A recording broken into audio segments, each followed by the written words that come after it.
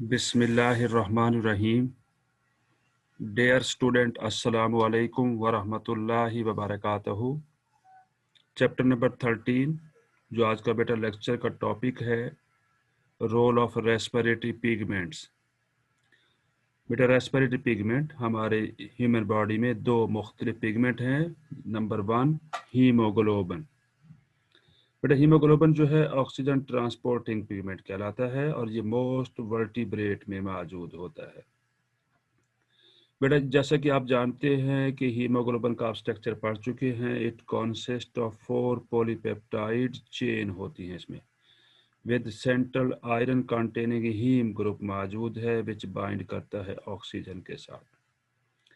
बेटा इसमें जो 4 पॉलीपेप्टाइड चेन हैं, 2 अल्फा चेन कहलाती हैं और 2 बीटा चेन हैं। और जैसा कि आप जानते हैं कि अल्फा चेन में 141 यानी 141 अमाइनो एसिड होते हैं हर चेन में, जबकि हर बीटा चेन के अंदर 146 अमाइनो एसिड मौजूद हैं। बेटा ये इसका आपने ग्लोबुलर स्ट्रक्चर भी पढ़ा हुआ है डिटेल के साथ। बेटा जो सेकंड ऑक्सीजन ट्रांसपोर्टिंग पिगमेंट है उसे हम मायोग्लोबिन कहते हैं। जैसे कि नाम से जाहिर है, मायो का मतलब होता है मसल। ये मसल में प्रेजेंट होने वाली एक प्रोटीन है बेटा। A single subunit of heme है found in the skeletal muscle. अब बेटा हम रोल ऑफ रेस्पिरेटरी पिगमेंट को डिटेल से पढ़ना चाहते हैं, देखना चाहते हैं। बेटा various type of respiratory pigments are present in different animals. Pigments का मतलब यहाँ पर बेटा प्रोटीन का मॉलिक्यूल है। द पिगमेंट कंबाइन करेगा with oxygen reversibly and increase करेगा oxygen carrying capacity of the blood, ताकि ब्लड जो है वो मैक्सिमम ऑक्सीजन को कैरी करने की सलाहियत रखता हो। बेटा हीमोग्लोबिन, जैसा कि आप इसके नाम से भी वाकिफ है, और मैंने रेड कलर में लिखा है क्योंकि जब ये हीमोग्लोबिन बनता है तो इसका कलर ब्राइट रेड हो जाता है। Haemoglobin is the most important protein है present in many animal including man. बेटा haemoglobin in man increases the oxygen carrying capacity of blood to about 75 times. Most important MCQ है। तो कितनी carrying capacity haemoglobin की बढ़ जाएगी? Oxygen की carrying capacity कितनी बढ़ेगी ब्लड की बेटा? 75 टाइम्स बढ़ जाती है। बेटा इसके बाद जो दूसरी रेस्पिरेटरी पिगमेंट मौजूद है, जो दूसरा इंपॉर्टेंट पिगमेंट है, उसका नाम मायोग्लोबिन है। Is haemoglobin like iron containing protein pigment है बेटा, occurring in the muscle fibres, यानी स्केलेटल मसल में ये मौजूद होगा। Myoglobin is also known as muscle haemoglobin भी इसे कहते हैं। अब बेटा इसका काम क्या है? It serve as an intermediate compound है बेटा। इंटरमीडिएट कंपाउंड का मतलब दरमियान में ये एक रोल प्ले कर रहा है for the transfer of oxygen from haemoglobin to aerobic metabolic processes of the muscle cell. It can also store some oxygen, ये ऑक्सीजन को भी स्टोर करने की सलाहियत रखता है। बेटा बात कर रहे हैं रोल ऑफ रेस्पिरेटरी पिगमेंट के बारे में। तो मायोग्लोबिन जो है बेटा consist of just 1 polypeptide chain. Most important MCQ है, यानी ओनली 1 पॉलीपेप्टाइड चेन इसमें मौजूद है। Associated with an iron containing ring structure मौजूद है वहां पर, which can bind with 1 molecule of oxygen. तो बेटा आप ये देखें कि यहाँ पर मायोग्लोबिन का एक मॉलिक्यूल बाइंड कर सकता है with 1 molecule of oxygen. The affinity of myoglobin to combine with oxygen is much higher, बहुत ज़्यादा है, as compared to hemoglobin। अब बेटा इसके बाद एक नया टॉपिक है, देखते हैं, वो है डाइविंग रिफ्लेक्स। रिफ्लेक्स कहते हैं सडन एक्शन को, सडन एक्टिविटी को हम रिफ्लेक्स कहते हैं। बेटा इक्वेटिक मैमल्स, जो पानी में रहने वाले मैमल्स हैं, स्पेशली सिटेशिया, ये ग्रुप है इक्वेटिक मैमल का। जब हम क्लास मैमेलिया की क्लासिफिकेशन करते हैं तो वहाँ हम एक ऑर्डर पढ़ते हैं सिटेशिया। तो ये स्पेशली सिटेशियंस के बारे में बात कर रहे हैं जो इक्वेटिक मैमल्स हैं।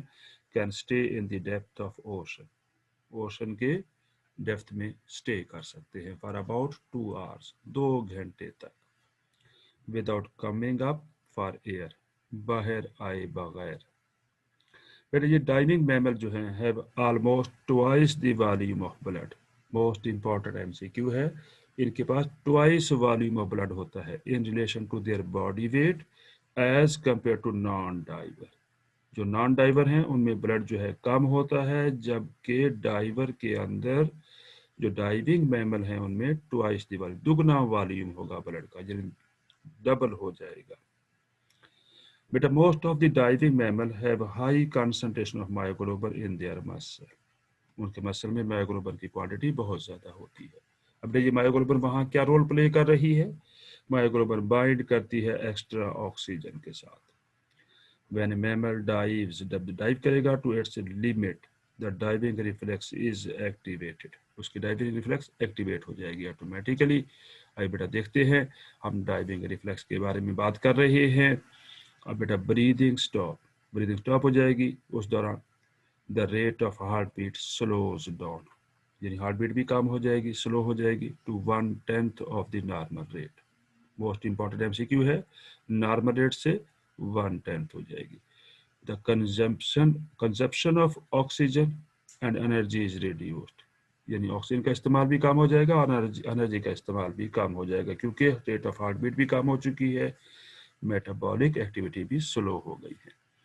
द ब्लड इज रीडिस्ट्रीब्यूट हो जाएगा, but most of the blood goes to the brains. कहाँ जाएगा बेटा? ब्रेन्स को एंड हार्ट को, which can least withstand anoxia, यानी ऑक्सीजन की कमी को वो कम बर्दाश्त कर सकते हैं हार्ट और ब्रेन, क्योंकि उन्होंने कॉन्टीन्यूअस मेटाबॉलिक एक्टिविटी परफॉर्म करनी होती है, इसलिए इन इम्पॉर्टेंट ऑर्गन को ब्लड सप्लाई बहाल हो जाएगी।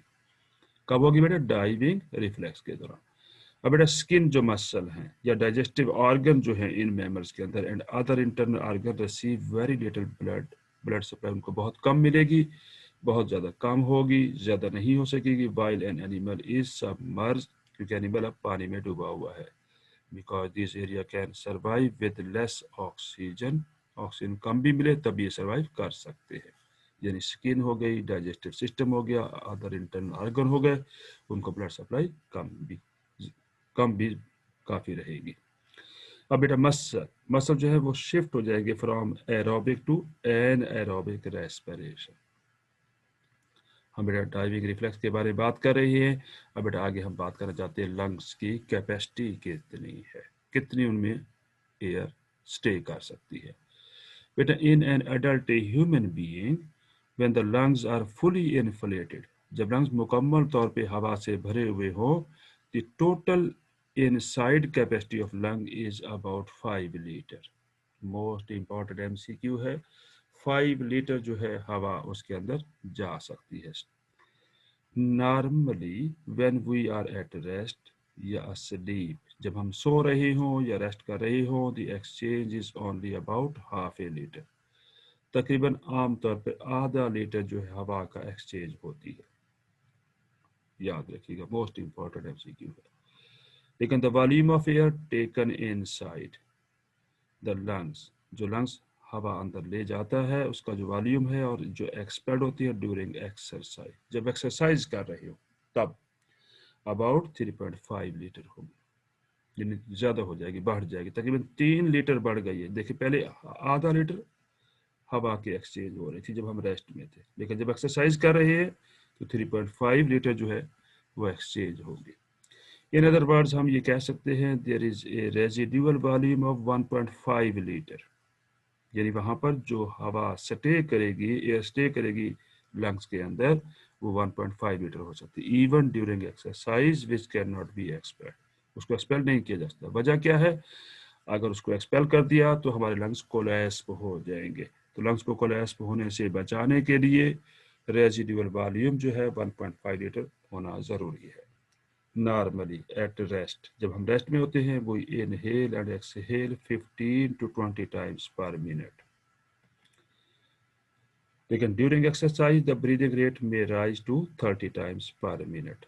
मोस्ट इंपॉर्टेंट एमसीक्यू है कि रेस्ट में कितना होता है बेटा? 15 to 20, और जब हम एक्सरसाइज कर रहे हो 30 टाइम्स पर मिनट हो जाता है, ब्रीदिंग रेट बेटा बढ़ जाता है। The increase rate and depth of breathing during exercise allow more oxygen to dissolve in blood and supplied to the active muscle को सप्लाई हो सके। बेटा हम बात कर रहे हैं लंग्स कैपेसिटी के बारे में। Extra carbon dioxide which the muscle put into the blood is removed by deep and fast breathing, उसे हम रिमूव कर देते हैं। There is little change in the composition of inhaled and exhaled air during rest or exercise. In most of the constituent of the air are seen in the table, जैसे कि हम आप table में दिखाना चाहते हैं आपको। बेटा देखिए, जो हम एयर इनहेल्ड करते हैं उसमें परसेंटेज देख रही है डिफरेंट गैसेस की, और जो एक्सहेल्ड कर रहे हैं उसमें परसेंटेज देख रहे हैं। बेटा ऑक्सीजन इनहेल्ड एयर में 21% होती है, जबकि एक्सहेल्ड एयर में 16% ऑक्सीजन मौजूद होगी। ओनली 5% जो है वो कंज्यूम होगी या एक्सचेंज हो जाएगी। इस तरह बेटा कार्बन डाइऑक्साइड जो है वो इनहेल्ड एयर में 0.01% होती है, जबकि एक्सहेल्ड एयर में 4% कार्बन डाइऑक्साइड होगी। वाटर वेपर्स वेरिएबल होंगे, और यहाँ पर बेटा जो एक्सहेल्ड एयर है उसमें सैचुरेटेड वाटर वेपर्स मौजूद है, जबकि नाइट्रोजन जो है वो इनहेल्ड और एक्सहेल्ड में उसकी परसेंटेज सेम है, 79% है, 79% है बेटा। थैंक यू वेरी मच बेटा फॉर वाचिंग माय लेक्चर। लेकिन एक बेटा बात याद रखिए, ज़रूर याद रखिए, ये बड़ी इंपॉर्टेंट बात है कि मेरे यूट्यूब चैनल को सब्सक्राइब करना मत भूलिए, ताकि हर नई आने वाली वीडियो आपको मिल सके और आप इससे मुस्तफ़ीद हो सके।